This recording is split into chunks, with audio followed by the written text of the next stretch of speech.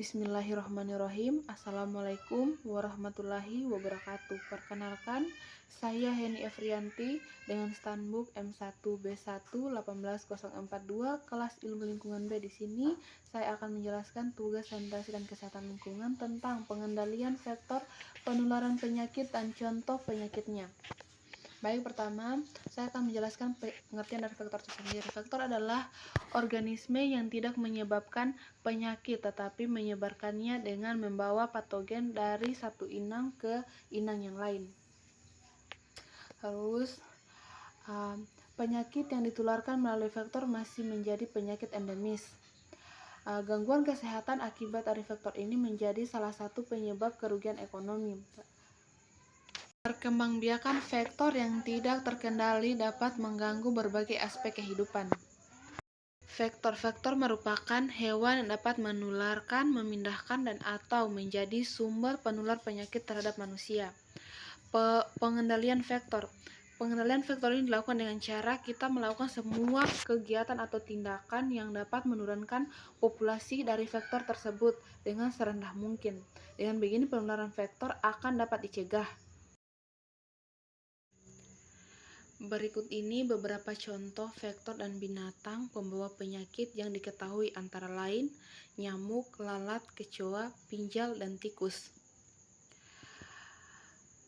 Ada beberapa contoh penyakit akibat vektor. Yang pertama, malaria, diare, DBD, kaki gajah, dan masih banyak lagi. Kita bahas satu persatu. Yang pertama, malaria. Penyakit ini biasanya disebabkan oleh nyamuk Anopheles yang membawa virus. Gejala awal malaria mirip seperti flu, sakit kepala, dan demam merupakan bagian dari gejala malaria.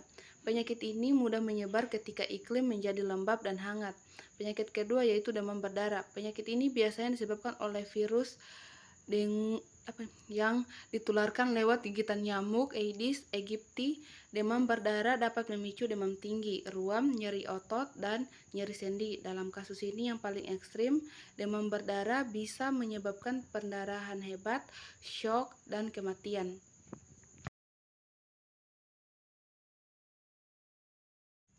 Badan Kesehatan Dunia (WHO) juga menyatakan bahwa ada beberapa penyakit yang disebabkan oleh makanan dihinggapi lalat seperti disentri, diare, demam tifoid atau tipes, kolera, infeksi mata, dan infeksi kulit.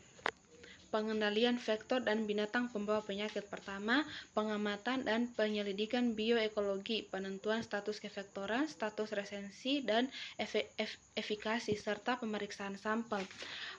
Pengendalian dilakukan dengan cara pengamatan bioekologi yang dilakukan secara rutin untuk pemantauan wilayah yang meliputi kegiatan siklus hidup serta musuh alami, vektor, dan binatang pembawa penyakit. Yang kedua, pengendalian vektor dan binatang pembawa penyakit dengan metode fisik, biologi, kimia, dan pengelolaan lingkungan. Pengendalian vektor binatang dengan pemasangan perangkap, membasmi dengan menggunakan bahan kimia, atau pengelolaan lingkungan yang baik dengan cara kita tidak membuat sesuatu yang menimbulkan adanya genangan air. Yang ketiga, pengendalian terpadu terhadap vektor dan binatang pembawa penyakit.